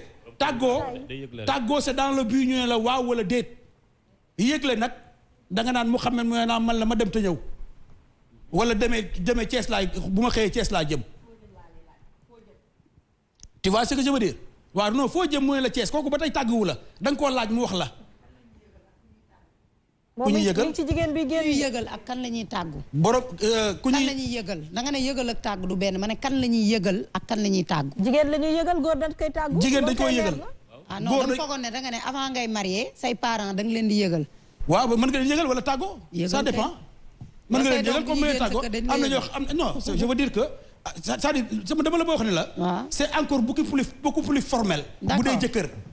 foofu laay waxee quoi ça li may wax aussi dégg lay laaj. mais célibataire bi kilifteef la buy migrer entre parents dem si jëkkër ji rek célibataire bu am kilifa buy génn sax day tàggoo. jëkkër nag daf ci gën a te doyti waar nag. te li may wax aussi du samay waxi yàlla. c'est vrai. exactement donc daf ci gën a formalité encore. barki démb rek maa ngi dégg. t'es pas sérieuse. barki démb rek maa ngi dégg effectivement Moustapha. Mouhamed Alaaji Moustapha Gueye di koy wax sëñ Moustapha. di wax ne jigéen ñetti condition la ko yàlla tegal. jullil jaamul sa borom amal sa ngërëmu jëkkër nga dem àjjana. waxu ko feneen. tey dama dooleel la ci ni góor am na droit bañ a tàggu soxnaam génn dox ay yitteem te l'islam du ko ci teg daan. mais jigéen bu génnee këram te tàgguwul jëkkëram tànk bu mu teg yàlla nga ko ci bindal bàkkaar ba kar muy. mi ngi lay rëbb ba keroog ngay dellu si. yàlla boo tukki dem ba. boo ci deewee doo escale boo ci deewee doo escale. mais Mohamed boole si tamit ne que l'islam. yéen a ngi may rey. l'islam waxul ne góor waroo tàggoo rek góor waroo am respect tamit pour booy génn ne maa ngi on ne parle pas de respect benn encore une fois. non on ne parle pas de respect. non man yow laa waxal yow. on ne parle pas de respect. bul jaxase bul jaxase yu bokkul. l'islam nee na may ma tuuti bu fekkee jigéen war na génn day tàggoo on est d'accord mais góor booy génn war nga am respect ak grandeur ne sa jabar kat maa ngi dem fenn. mën naa ko gérer c'est le minimum. on ne parle pas de respect. encore une fois le respect chacun. ba ci ñun ñu toog ci plateau bi donc bul amal game. respect ak obligation. voilà bul dugg non bul dugg ci on parle pas de respect. c'est-à-dire góor bi la naan xëy suba wala ne sa soxna mu naa nga ne ko demee suba xëyee Thiès laa jëm xaaroo ci mun la waaw demal wala toogal loolu mooy yëgle. am na ñu am respect madame suba de damaa bëggoon dem Thiès. non damaa bëggoon dem Thiès loolu du respect. dafa neex. loolu ça n'a rien à voir avec le respect. loolu lan la. dama ne loolu damaa bëggoon dem Thiès. waaw xamul loo fay doxi bu la nee bu fa dem looy def da ngay toog. non waxuñu loolu. ak ki génn dem yoonam ak ki génn rek dem yoonam. waxuma génn dem yoonam. dëgg benn du ma wax loolu lu ma waxul. mais waxuñu la loolu yow ki daf la laaj. man li may wax mën naa ko assumer waxuma génn dem yoonam. waxuñu nag kenn mënu ko assumer kii daf la laaj ndax góor bu jóg génn waxul jabaram dara. waaw ak góor bi jóg ne ko madame kat maa ngi dem Thiès te ñëw loolu respect la wala lan la si jabaram. non question respect c'est une disposition normale d'un couple. encore une fois. d'accord je ne parle pas de respect. respect encore une fois c'est valable pour toute personne. ba si ñun ñii déggoo ma la ba si ñun ñii nekk ci plateau bi mais su ma xëyee Thiès laa jëm bokkul ak nga jàkkaarloo sa jëkkër ne ko suba dama bëgg a dem Thiès di xaar waaw wala déetam loolu laay wax man. ne me parle pas de respect comme si ku génn sa kër ne sa jabar ma dem Thiès te ñëw respecté woo ko arrête-moi ça. dama ne ku toog sa kër génn. waxuma gis sa jabar taxaw nga romb ko dem sa yoon. doxi ba ñëw waxuma loolu waxoo ko foo jëm kooku c'est pas du respect. loolu du respect. est-ce que da nga dégg ma ko. non waay waxoo ko mais maa ko wax. waaw non da ngay xaar ba jot parole yow. arrête waay yow nga ñuy jéem a yow yaay arrêté yow. parce que yow kii wax affaire l'islam man ma lay intervenir nga bëgg a wax. yow yaay arrêté yow benn parce que yow yaay insinué loo xam ne yaa ci tontul sa bopp. non yow j'ai jamais dit nga génn romb si dem sa yoon. j'ai jamais dit ça. mais boo ko waxul man dama jox kii exemple nga ne bul ñu wax loolu ñu waxul bu ko waxul nag man maa ko wax parce que dafa joxe benn partie bu l'islam wax parole yow nga wax ko ëppoo ñu làmmiñ de da ngay xaar ñu yuuxu xamal loolu sa parole yow ak sa mbusoo j'ai envie de dire yow yaa ma ëpp làmmiñ parce que li ngay wax yow yaa ko waxal sa bopp non parce que bi kii bi mu waxee loolu tax intervenir bi mu waxee loolu si l'islam tax intervenir non doguma ko yow yaa ko dog arrête yow yaa arrêté yow on ne parle pas de respect papa xamoo promoteur on parle de yëgle ak tàggoo. lii mu wax. sañ na ko te kii li mu wax ndaw si sañu ko. waaye kenn waxul loolu. am déet loolu la Mohamed wax kenn waxu fi loolu. dama ne li kii wax. waa ji sañ na ko. l'islam ànd na ci ak moom. c'est tout li kii wax. ndaw si sañu ko. te l'islam je suis désolé. bi yàlla naan toog leen ci koy boo désolé yàlla nga désolé. kan mooy génn këram rek ngeen noonu dem soo mel ne xar muy dem. waaye su ko nekkee ñu bañ a arrête y a 400 000 hommes yi koy def arrête waaye non waxu yow arrête. yow xanaa nga boobu lu ñu wax lu am dañ koy wax mu neex la naqari la. lu am dañ koy wax ah. tu n'es personne li am dañ koy wax. ñi koy def nag ci bokk yow. maa ngi ñëw ci yow. je suis désolé. d'accord merci beaucoup Prospère Dieng. merci beaucoup jërëjëf Aïcha soufflé. ñu kontaan. su ko neexee mu dem te du tàggoo. te ndaw si su ko neexee dem ci Moussa du dem te tàggoo. tàggoo bi par la force la. déedéet Aïcha Maya. écoute la tàggoo par la force la. waaw ndaw si waaw. waaw maa ko waaw. soit galant ak wax na dëgg ndaw si su ko neexee génn kenn tàgguwu la loolu mooy galante. kaala la du musóor. loolu mooy galante. kaala la génn kenn du la tàgg. c'est la galanterie ça. waaw on écoute Maya Prospère. c'est ça la galanterie. noppi bàyyi ñeneen ñu wax. waaw yow moom yaa war a noppi ba sa tour ñëw. yow yaay noppi yow. daa ko ñu yuxu de. voilà parce que boo noppiwul man du ma noppi benn. muy leer nañ nag. fii ba 2 heures du matin. waxal ñu ñaare. waaw léegi yéen ñaar noppi leen déglu Maya. c'est bon. mariage du benn. dëgg la du benn de. dëgg la d'accord naa du benn. par contre benn période la bu importante boo xam ne ca la lépp di c'est un élément déterminant boo xam ne tax na mariage réussir parfois tax na mariage échouer parfois ci kaw dëgg lal ko moi je me dis que ci labat ga dañoo war a dëgg daf ko war a lal. même bu dee yow da ngaa rouge tu montres que toi tu es rouge ku jigéen ki bu dee daf la bëgg ci rouge boobu mu sëy ak yow ba yow dans l'avenir soo demee ba rouge ba gën a bordeaux sax daan il m'avait déjà montré du rouge par contre li may dàq mooy yow nga jaune ba ca mariage ba nga jékki-jékki rouge bu boobaa soxna si réaction bu mu def day wax dëgg parce que yow yaa ko tooñ donc moi je me dis que da ngeen a war a waxante dëgg daf ko war a lal dëgg lu mu metti metti da nga koo war a wane bu dee yow choqueur nga par exemple nga wane sa choqueur boobu ci labat gi ku jigéen ki xam ne yow nii nga mel ba nga xam ne du am benn surprise su ngeen demee ba ci biir mariage bi moi également je me dis que Sénégal góoru Sénégal du ñëpp nag mais am na ñoo xam ne labat lañ gën a mën labat ga day neex Safia labat ga day saf suukar ñu def ca lem def ca lépp alors que au fond c'est du piment mais piment la boo xam ne dañu jël lem def ko ci kaw c'est-à-dire que tromperie la dañ laa nax ba takk la labat ga day neex ay chéri di dàqante ay mon amour di dàqante chaque week-end ñu yóbbu le restaurant yeete gi day neex chéri tu as bien dormi c'est-à-dire que yow on te fait vivre benn rêve boo xam ne yow ku jigéen ki da nga naan man daj naa ci góor gi gën ci góor yi ndekete man dama doon fo rek ndekete kii moo gën daal ci góor yi nga dem ba mu takk la nga dem ba ñu takk la wan la leneen nga dem ba ñu takk la ñu wan la leneen c'est-à-dire que il passe de A à Z day jékki-jékki jaune jékki-jékki dem ba verte la fille elle comprend pas elle va se dire mais man du lii la ñu ma wanoon effectivement dañu laa nax et bu dee yow ku jigéen ki yow loolu mënoo koo muñ nga jël décision ni da ngay génn ca sëy ba ñun la bëggoo sëy mais bu dee da ngaa xeex ak sa xol nga toog ca ce qui fait que mariage bi dafay naqari da ngay muñ loo xam ne c'est pas toi parfois ca labat ga ku góor ki parfois nga daje ca góor yu rusé ngay jàng am na nu muy demee ñoom ñooy jël seen xaalis fayal la parfois ñoom ñooy jël seen taal seen oto yóbbu la nga jàngi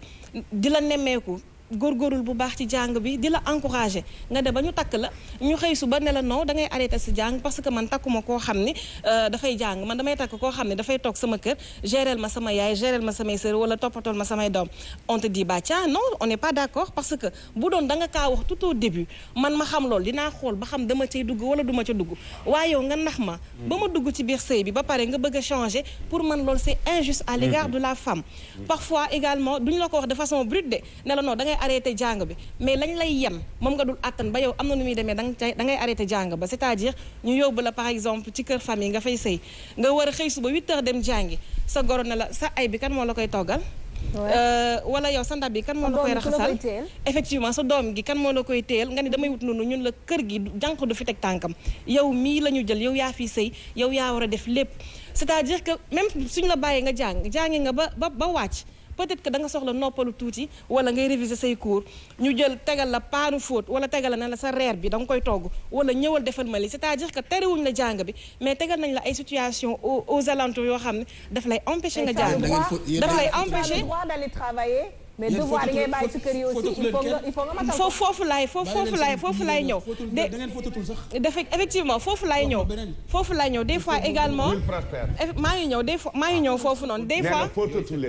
waaw d'accord des fois également ñu ni la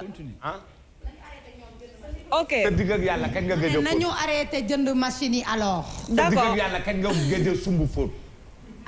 sumb fóot waaw maanaam teg lu bëri daal di ko fóot dama ne kañ nga gëj a sumb fóot là on parle de moi ndeem mës nga koo def mais là léegi mën nga si ok des fois papa ma ñëw sumb fóot yow dama ne Maya kañ nga gëj a sumb fóot nay leer barki démb rek barki démb nga xëy mais kaay ñu waxtaan papa da nga maa posé question bàyyil ma tontu la papa da nga maa posé question mën naa laa tontu boo xam ni dëgg rek moo koy laal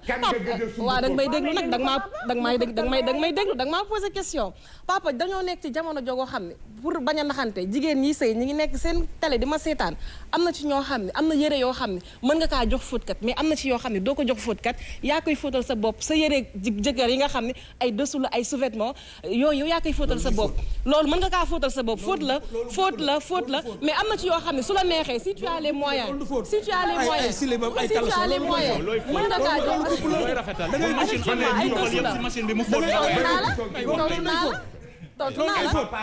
tontu naa la nee naa la am na ci yére yoo xam ne su la neexee mën nga kaa jox fóotkat am na yoo xam ne kan nga gëj a xëy jël fóot mi sumb ko ba ngi démb fóot naa papa waaye la ma fóot nag du ma la ko wax papa la ma fóot du ma la ko wax mais bàyyi ma àggale sama raisonnement bàyyi ma àggale sama toujours nay neex c'est pas éternel daa war a neex c'est pas éternel day neex bàyyi effectivement nay neex d'accord donc may continuer également ci li may am na ci ñoo xam ni dañ la naan bañu ma jigéen buy liggéey au contraire damaa bëgg sax ngay liggéey pour mën ma jàppale ci kër gi ci labat ba de na la waaw da ngay góorgóorlu yàlla am na nu muy demee am na góor yoo xam ne ñoom ñooy dem di la wutal liggéey ñoom ñoo lay booleeg ak ay say nit di la wutal ay stage mais suñu la xasee ba takk ñoo xam ne yow mi yaa ngi xëy suba di sañsee di dem di liggéey di yëg di wàcc ñu commencé am benn genre petite frustration ñun la da ngay bàyyi liggéey bi pour man loolu c'est injuste parce que parfois tu travailles pour t'aider pour aider ta famille parce que ñun ay jigéen lañu xëñ na du suñu jëkkër yi ils sont très importants mais am nañ aussi famille am nañ yaay boo xam ne mi ngi yaakaar ci ñun am nañ tante boo xam ne xëñ na amul doole mi ngi yaakaar ci ñun ainsi de suite du coup moi je sais injuste nga ni sa jabar bugguma ngay liggéey au nom de quoi est-ce que yow 500 000 francs yooyu muy fayeeku la 200 000 francs est-ce que fin du mois da nga koy dox bu doon da nga ko ne d'accord bu liggéey léegi sa salaire ñaata la mun la 200 000 nga ne ko d'accord chaque fin du mois je te donne 200 000 mais nga toog et tout loolu on pourrait comprendre mais yow nga ne ko bu liggéey et la fin du mois tu lui donnes rien yaayam su xiifee kan moo koy dundal doomam tey ji su manqué couche wala dara yow am fekk yow amoo xaalis ñëpp xam nañu jamono dafa metti kan moo koy mottali du coup mais fan lay excessifé fan lay doyee waar jigéen bi nga xam ne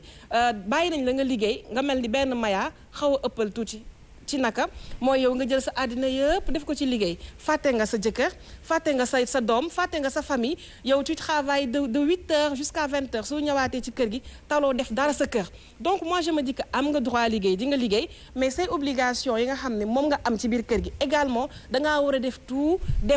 ba def ko donc am na jigéen góor yoo xam ne ñi ngi tere seen jabar yi ñuy liggéey parce que tamit ci yenn comportement jigéen yi la en quelque sorte parce que dañuy démissionner ci mariage d'accord nañu jox parole bi coach Moussa en attendant ñu fàttali leen ko bu ngeen woote au 88 628 89 90 88 628 28 28 00 221 33 841 20 69 coach ñu bàyyi la kàddu gi. voilà Sophia il faut que ñu dellu ginnaaw tuuti xam ni muy diine bu mën ci doon wala lislaam ni ñu koy waxee du soppeeku ba mu waaye fu mu toll day méngoog jamono te suñu sëriñ bu baax bi du doon wax góor du soppeeku te góor ak jigéen ñi léegi ci labatande bi dañuy naxante ku ci nekk yaa ngi nax sa morom pour gis li nga bëgg te bu ñu fàtte ne sëy jant la ak naaj si labat bi mën nga ne yaa ngi seen jant bi waaye boo nekk ci sëy bi naaj benn jàmbaar dëgg moo fay toog effectivement des fois damay dégg ñoom Alioune Cheikh di ko wax dige bor la ñàkk ko jëfee wor la soo ko jëfee di gor pourquoi ngay ànd ak nit ki muy jàng nga ne ko dinaa la fayal jàng ba mu dem ba yegg fi mu war a yegg nga takk ko nga ne ko di nga ko bàyyiloo jàng bi ndax day sëy foofu góor gi fote na ku jigéen ki aussi nan lañ lay takkee ñoom Benoît ak ñoom Mohamed ñëpp di daje nga ni non dootoo dem si ñoom Moussa dootoo dem si ñoom Prospère pourquoi. grand place bi. waaw problème yooyu yëpp di ñëw. li yéen a ko wax léegi lu nuyoo woon ci ngoro li feeñ na ci sëy bi mais bu ñu fàtte ne lépp loo gis ci wàllu diggante ñaari bëggante muy comme ni ko Mouhamed waxee même xarit sax dëgg moo ko lal mais booy ñëwee di seet si Sofia am na heure yoo xam ne boo koy labat di ko seeti du bëggee nga fekk ko ci yenn anam yi waaye bu ngeen séyee di nga xëy nga gisee ko ci beneen anam boo xam ne yaa koy defar loolu lépp esprit de dépassement la ak grandeur nature buy nekk ci nit pour mu mën ko xam donc bu ñu naxante bu ne dama bëgg Sophie rek su may ñëw dinaa la fay sa jàng su may ñëw indi saaku ceeb di naa na nii lépp mat te boo ñëwee sama kër loolu doo fa am loolu du yëfi gor kenn ku ci nekk li nga diglante woon ak sa morom bu ngeen sëyee da nga koy def mu continuer mais aussi bu ñu fàtte ne labat du sëy benn presse wax na ko léegi góor du tàggoo dafay yëgle amul fenn góor gu naan damay tàggu sa jabar kenn du ko soxna au contraire kenn du ko tàggu maa ngi dem nga damay dem bërëb sàngam mais est-ce que ma dem wala danga may bàyyi ma dem amul je suis entièrement d'accord avec lui mais bu dee soxna da nga naan sëñ bi kat dama bëggoon a dem ñu jox la paas wala ñu ne la toogal waaye nag ci xel nit ku mat balaa ngay génn di nga ne sa soxna maa ngi jëm bërëb sàngam. absolument loolu moom ñëpp d'accord nañ ci oustaz wax na la ko léegi jigéen bu génnee sans ndigalul borom këram buy dem ba muy del si dañ koy bindal bàkkaar góor bu génnee dem di ñëw kenn ko bindal bàkkaar fan ngeen mës a gis tàkkusaan jot ñu ne Modou ñu ngi koy may faatu amul kenn du ko muur jigéen la ñuy maye musuñu maye góor am na loo xam ne droit absolu la yàlla moo ko jox góor ñi am na loo xam ne droit absolu la yàlla moo ko jox jigéen ñi bu ñu nax suñu bopp ci diine boo mënti doog bu dee lislaam la oustaz na delluwaat ci sóoratul nisaa yi wala mu dellu ci sóoratul Maryam wax na fi buyutukunna jeex na tabarruj tabarrujal jaahiliyatul ula yàlla jigéen ñi la wax waaye waxul ak góor ñi waxul ak góor ñi bu ñu nax suñu bopp am na loo xam ne cëru góor la am loo xam ne cëru jigéen la jigéen yàlla moo ko jox cër boobu li ma waxoon dinaa ko waxaat du ñu toog ba 1974 ay droit de la femme naan nañ jox jigéen ñi cër bi jox lañ cër ba la jox la loolu moo ko indi ak émancipation de la femme bi am ak modernisation léegi nag adduna modernisation am na sëy day changé l'islam du soppeeku ba mukk mais fu mu toll day méngoog jamono mën nañuy nekk ci kër yi jënd machine à laver yombalal jigéen ñi liggéey bi mais am na loo xam ne rôlu soxna la am loo xam ne loolu borom kër la kilifa dëgg bu ne asalaamaaleykum na suñu góor ga kenn du wax may leen ko mu wax asalaamaaleykum tàccu ngay dégg suñu maam Cheikh Ahmed Tidiane Sy Al Maktoum waaye may leen ma wax waaye may leen ma kilifa du def noonu léegi nag fi ñu yóbbu ak jigéen ñi droit bi ñu leen bëgg a jox am nañ ko yàlla moo leen ko jox bu yàgg am na ñaari saar Nisaa ak Maryam jigéen yàlla jox na ko cëram ba bu dee borom këram la sax ñu koy denc dinaa ko waxaat doo taxaw ca ndigg la ca bopp la imam bi di taxaw ndax cër bu jigéen am kenn waxul ne jigéen ñi joxul leen cër mais jigéen dafa am lu mu moom góor dafa am lu mu moom nañu respectante kenn ku nekk jël li nga moom ba ci kanam. ayca Ben. waaw Safia fi may démarrer pour ma protection et pour la protection de ma famille su may génn sama soxna dina xam fi ma jëm. kooku c'est tout le monde pour ma protection et pour la protection de ma famille. yow noppil bàyyi ma wax. c'est tout le monde benn. arrête mënuma commencer nga nekk fii ay c'est tout le monde affaire yooyu. non y a rien d'extraordinaire ce que tu dis là. dama ne. y a rien d'extraordinaire de ce qu'il dit. s'il y a pas rien d'extraordinaire nga noppi tëju. non du ma noppi de. waaw déglu ma ba ma du ma noppi. waaw.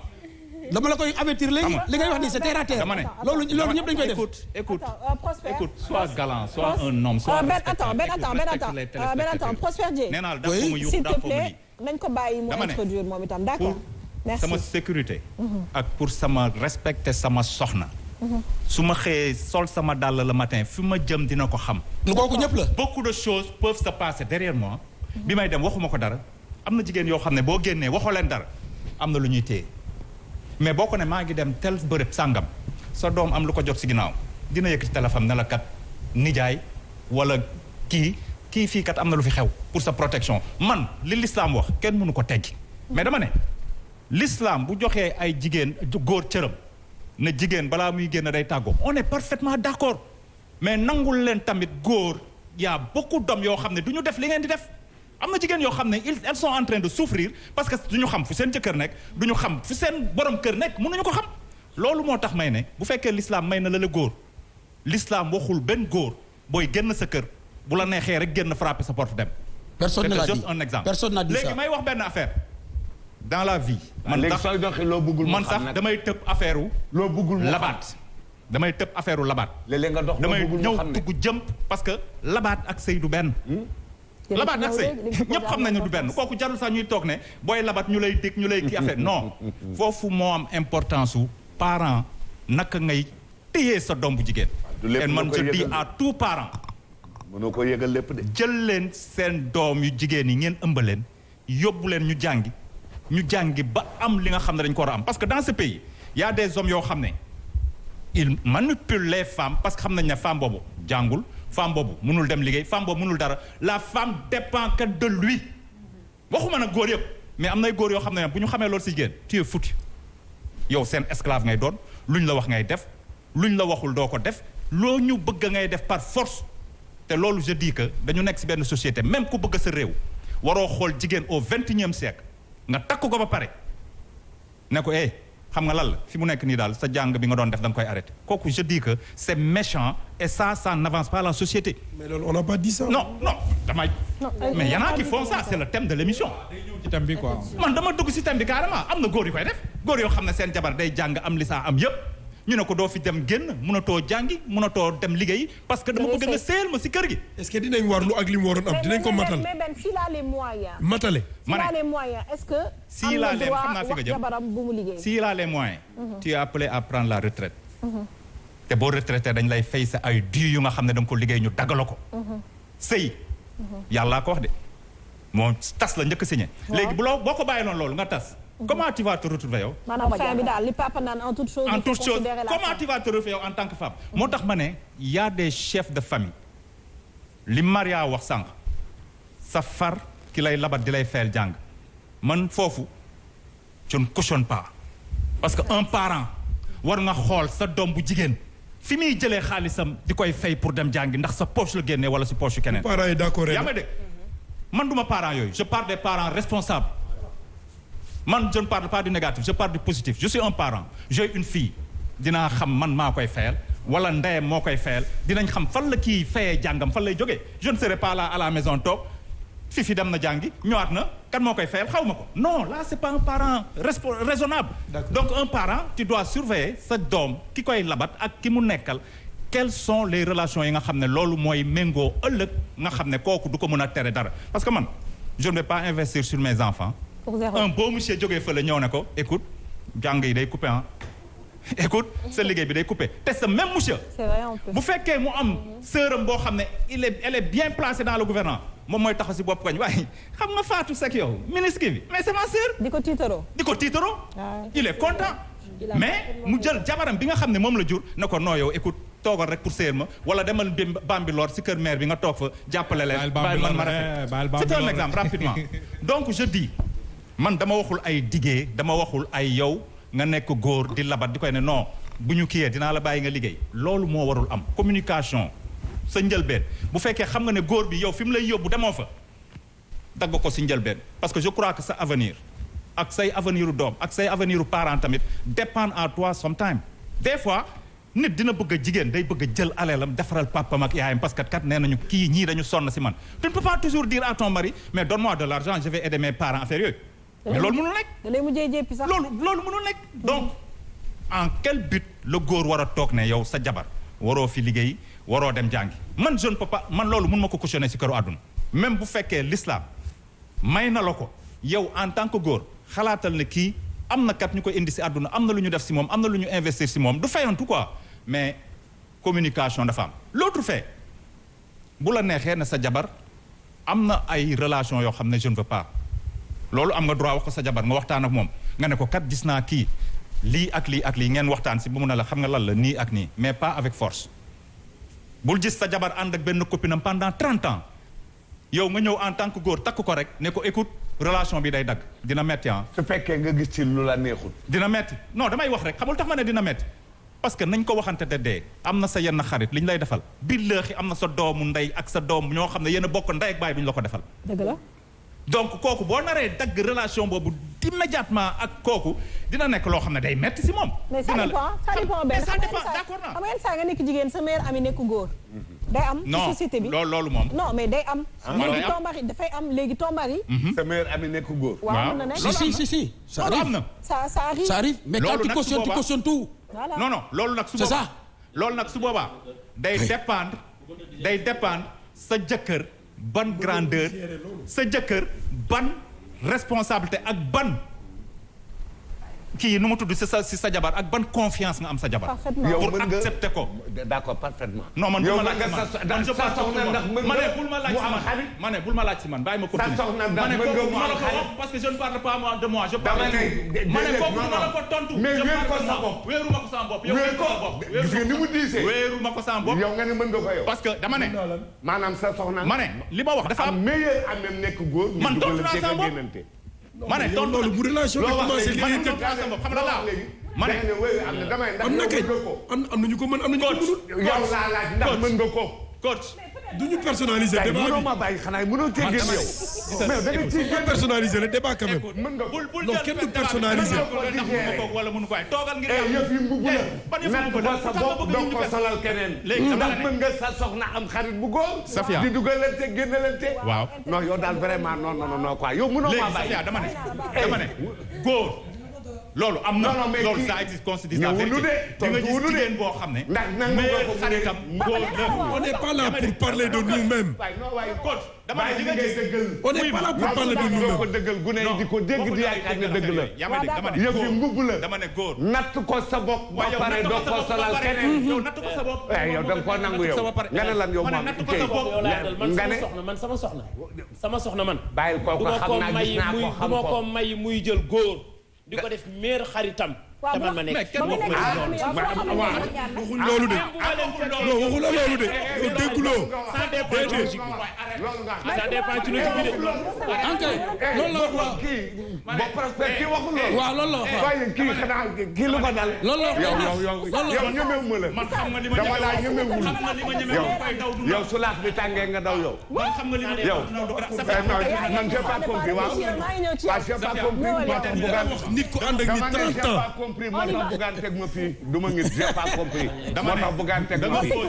nga posé question bu am importance. ma ne kii du nangu foofu ça dépend. yow de l'homme de l'individu. góor di nga xam ne fan la dëgg natt ko sa bopp bala koy solal keneen. point j'en passe. léegi li si des nekk góor. bu fekkee da ngeen dem ba nekk si couple. sa jëkkër di lay tere benn affaire. mu leer na la daf koy tere parce que pour protéger la. loolu bàyyil.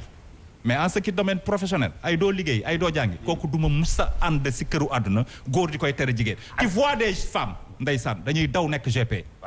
avant ñuy xam ki leen takk waa ji takk leen rek ne leen écoute sa GP bi kat day metti dem bi dootu demee noonu et cette femme si loolu la yaakaare woon pour dundal boppam pour dundal sa famille loolu qu'est-ce que tu vas faire nga tas soo fi joxe na exemple nga tas yaa ma dégg soo fi joxe na exemple loolu laay wax c'est tout loolu laay wax ne que il faut que tamit des fois demal da ngay tas nga continuer sa GP. il faut que des fois boo waxee mais le problème c'est que les gens mënuñu déglu. parce que yéen ñëpp boo naree waxante. parce que c'est impossible parce que boo demee rek nga ñëw. nga gis kooku. ba léegi loolu confiance lay demee. parce que tu vois de nos braves femmes yoo xam ne dañuy commerce. di daan seen doole. ah oui di jóg di dem. ñu jékki-jékki am ku leen takk rek ne leen xam nga lan la sa commerce bi nga doon gagné sa ay millions yëpp toppatoo ma ko da ngay toog. donc loolu je veux dire que jigéen ñi. bu leen dara jaral si këru àdduna góor tere leen fi nga xam ne foofu la seen foofu la seen gagne-pain nekk bu leen ko benn góor jaral. góor ñi bu leen dara jaral ci këru àdduna. d'accord merci Ben. sa soxna di am xarit bu góor. d'accord wala di wër di lambar. Oustaz Mohamed dañ lay déglu jël téléspectateurs yi nekk si serveur bi. la ko dara jaral. wax ñu naa ngeen ko di jël sànq léegi donc mun ngeen composé. Sophie ci njëlbéen gi dafa am loo xamante ni wor la mooy ñaar bu ñuy bëggante am ñoom ñaar baat yu ñu waxante man kat damay liggéey bi ndax d'accord nga ci sëyagul ñoom ñaar. mu ni d'accord naa ci ñoom ñaar ba ñu signé ci xel ñu départ dem ba ci kanam waa ji ni ko liggéey kat arrangé tuma baatoor dugg na ndax wa isa waada axlafa wa isa utum min na xaana xadis la bu yonent bi wax mais quel que soit alpha dama la wax ni la jigéen ci biir kër góor du tàggoo day yëgle d'accord loolu soxna si kat damay dem bërëb sàngam xam nga lu tax pour ku may seet maa nga fa wala bu dara xewee dootul orma donte góor am na sañ-sañ bi waaye ki nga bàyyi ci kër gi bàyyi ko xel dafa di farata booy génn ni ko Aïda Alima mun la bayk nga ne ko maa ngi dem gin gi neew ñëwaat wala maa ngi dem Thiès day tax bu fa sa yaay jaaree ci ginnaaw gi mu ni ko ah diw kat dem na gin gi neew wala dem na fenn waaye sa yaay ñëw di la laajte mu naan ko xaw ma sax xaw ma fu mu dem day ñax-ñaxal mais dama lay wax ni la amul kii kat xaritu ami d'enfance am la Alima xam nga lu ma mënta nangu mooy ku góor kii kat sama xarit la sëyu ma ba ma sëy ñun ñaar mais leer na ma ni waa ji kat sama jëkkër daf koy déranger du ma bàyyi xaritoo boobu muy dem mooy dëgg mais boo fekkee xaritoo bi am 30 ans voilà na amee 50 ans mais leer na ma ni sama jabar kat na nekk 50 ans déggoo ma de da ngay jël sa jëkkër def boo amee xarit bu ba neexul nag yow man la nga ba ko Alima voilà très bien Alima xaaral kii yegg Alima yeggale man maay wax de fi mu toll maay wax ok loolu ma xam nga fi mu toll maay wax Sophie dëgg la di Sophie man ak Alima ñooy sëy Alima benn xaritam bu góor boo xam ne ami d'enfance am la waaw ñu tourné man xaritu Alima boobu man jëkkëram dama koy déranger man jëkkëram non yow koy lay déranger voilà dama koy déranger léegi est-ce que damay bàyyi communication bu muy continuer di dem luy déranger lan nga tuddee déranger sama soxna waaw tey man maa ngi sëy ak sama soxna mais wóor na ma ni waa jële amul relation ak man sama soxna la amal relation simple ak man na nga def maa ngi fi ma continuer di bàyyi relation bu muy continuer dama koy dam mën na nekk kay dama koy dam mënul am xarit ba pare du la ko présenté du jeex loolu laa bëgg a wax mënul ne Alima mënul am xarit du la ko présenté xam nga tax ca départ ba lay doon ca mbëggeel ba ca labat ba lay doon loolu bëgg a continuer sama soxna bëgg a ñu sëy ñun ñaar mu continuer di xaritoo ak waa jooju nga xam ne man ak waa ji séquñu wax du man doo dugg sama kër waaw doo dugg sama kër di ko tax sama borom kër di la déranger waaw sama xarit nga sama borom kër du la déranger mais xaaral ma wax la rek ni mu amee jigéen ñi di am ay xarit yu góor yéen góor ñi ngeen am ay xarit yu jigéen damay naan kii sama jigéen la sa jigéen boobu yenn saa yi man mën na maa bañ a neex te doo ko bàyyi loo doo ko bàyyi bien attention les yonent bi doon tusaawiruhunna dee leen diisoo ak seen soxna Alima man sama soxna bu nee ma diw neexuma ma def attention wallaahi man Mouhamed Mbaye te laa toog sama soxna bu nee ma oustaz Nabi teeyal ci diw parce que jigéen dafay xam moroomu jigéen wala kii de am na bëtu xooleewu la bëtu oustaz Mouhamed Mbaye sama soppe la mais mu ngi lay xoolee bëtu mbëggeel sama tànk dootul foncé parce que sama soxna la damay xaw a teggi xool moom li mu ma wax parce que mu lu may bañ yey ëllëg damay xaw a teggi xool mais dama lax ni la sama soxna du xaritoo ak góor laa la wax góor goo xam ne amuñu relation bu continuer di dem dama naan ko tëppit dagg beneen bi topp pour ma daaneel Sophie mais si vous avez de bonnes relations da ngay bàyyi ñoom ñaar ñuy ànd xam nga ça dépend man bàyyi naa sama soxna mu def receveur ci gis-gis bàyyi naa sama soxna mu def voyage liggéey yi xam nga lu tax parce que génnuma communication génnuma compréhension sëy yi am yëpp ban moo ci gën a métti mooy tey ndaw si nga xam ne hôpital lay liggéeyee lu ci ëpp tey koo koy ëpp fitna parce que mën na dem ba jëkkëram jàpp ni ñoom ñaar dañoo war a tëdd ñu wax ko hôpital urgent mu génn dem boobu bu fekkee ni goroom mu ngi ci kër gi génn bi muy génn goroom bu déggee kàccit mu ibbi mënu ko lu xew mënu ko sama soxna dañ ko urgent automatique pourtant yaay ji mën nay communiquer ak moom nu mu yàqee xelu doom ji ni ko kon da nga war a takk ñaareel kii liggéeyam satisfaire la pour yow mu toog parce que mairie ñooy gisee noonu laa la wax de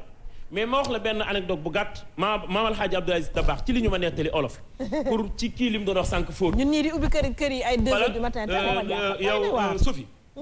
benn waay dafa amee bor bu yàgg mënu koo fay léeg-léeg nit kersa dina ko jàpp xam na ni bu demee wuyu ji plainte dañ koy téye mais gàntal ba police di ko jël si ci penc mi góor gi ci yam dafa ni kii lu mu def ñu ni ko police ko jël si mu ni kii de leer na ma ni bu demee police duñ ko toroxal xaw ma ndax dina egg ndeysaan ci noonu ñu départ di romb jak saaw romb Maam Alxaaji Abdoul Aziz policier yi daan ne kee de Maam Abdou la ci nettali olof ndax wóorul nee na ñoom ñu wàcc di ziar Maam Abdou ni leen kee ci oto bi xanaa bokkul ci ñaan gi ñu ni ko kee dafa amoon ku mu ameel bor Maam Abdou ni wàcce leen ko mu ñëw bi ñu ko wàccee ñu ngi ko manote avant ñu egsi mu ni tekki leen ko gor kenn du ko yeew ñu indi waa ji ba mu yegg si Maam Abdou laaj ko lu xew mu daan ni damaa am ku ma yoreel 100 000 francs jamono jàpp ma te mu wóor ni ma bu ma demee du ma am lu ma lay ma ni naa toog du ñàkk samay mbokk buñ gisee ñu mënee ma ci dëkk bi seen yaram dina daw Maam Abdou ni ko ñaata la mu ni ko ñaar fukki junni mu jël ñaar fukki junni jox waa ji ni ko fayal waa ji fay ci gàttal mu jël ñaar fukki junni jox ñi ko doon jël si jël ñaar fukki junni may waa ji ci tuuti rek waa ji du gàtt ci pénc mi gaa ñu ni góor gi ñun kat danoo jaaxle li taxoon nga ni kii du kuy dem police wala du ku ñuy toroxal lan moo tax mu ni maa fekkee way juróom bu jigéen ñeme fóotal baayam lool bis ba loxoom dagg ndax puso bu newoon ci poosu baay bi ni ko ni ngay sagoo ci man ak di sonn wallahi sa doom du torox ma jàpp baat boobu baayam waxoon ma jàpp ni bépp jigéen buy fóotal sa borom kër sa doom du dund fitna foofu rek laa ko teg ba doomam dellu soit ci pénc mi mais réalité même bu amee dafa am loo xamante ni aada moo ko lal jigéen dafa am lu ko war digganteem ak borom këram xam nga dépense ci kan la gën a jekk góor ci góor pourtant jigéen xam nga daf koy joxe mais ci góor la gën a jekk noonu la liggéey mel jigéen ak noo mën a mel dara ci boo mën ci am na loo xamante ni par la ci yow ay ci alima ñu doxal yenn saa ngeen doon am dépense nag da ngeen waaw mënta ñàkk mais jabar bu fóotalee jëkkër baal sama téléphone bi andi li andi waaw bokkul ci sëy kii de du fay nga ne boo fóotalee kii am nga droit fay ba ci nam jabar bu fóotalee jëkkër ji daf ko war a fay waaw ci l'islam papa tontu lu tax duñ ko fi dugal yow de doo fay kenn papa tontu parce que borom Touba sama soxna fóotul léegi lu tax bëgg ñu fóot déglul da nga maa laaj ne kii du fay ñooyam nag xale ay xale lan la déglu leen lan la papa yooyu soxla nga ñu de bokk at mun fóot at mun am fóot ki may wallahi wa taala Sofia waaw gis nga sa papa di waxee attanu fóot yi mu ko waxee gis ngeen kii gis nga père dinañ wax ak yow il faut que ñu wax ak yow ñii du ñu jàpp du ñu judd loolu laa ko yërëmee ñii du ñu jàpp du ñu judd jàpp ak julli barke borom Tuuba am nga droit yërëm sa jabar mais doo yërëm ñeneen ñi ay père li nga wax ëpp na delloo ko la ne bu leen déglu kii bu leen ko déglu daa yërëm jabaram di leen delloo maa ngi ñëw Maya merci beaucoup jërëjëf papa bu la neexee nga yërëm sa soxna ñun suñu jëkkër yi daal ñu yërëm moo ma jaaxal ñu jël dawuma de li ma wax dawuma de s'il vous plaît ñu jël téléspectateurs yi salaamaaleykum oui salaamaaleykum. papa wuyu fi ba kan la wax ma téléspectateurs yi waaw loolu la wax oui allo waaw yow la wax wuyul déglu na sëñ bi noo def maa yaa ngi ci jàmm oui maa ngi si jàmm maa ngi man la monsieur Sambou gëj nañ dëggante trop Sambou namoon nañ la monsieur nag Sambou depuis Paris oui oui déglu en fait heure bi décalage horaire bi mu am kii quoi depuis Paris monsieur Sambou teel a dem université quoi moo tax tu nous as manqué hein oui moi aussi vous m'avez manqué surtout Père Mbaye Ngoné donc je vais aller très vite damay jël nuyu bi tekkoon loxo Sophia Gueye la femme référence mu nuyu gars yëpp donc Père Mbaye Ngoné li nga bëgg a yomb na de pourquoi sa femme moom du fóot nga bëgg Sophia Gueye gars yi fóot mais li nga bëgg loolu la gars yi bëgg namb ci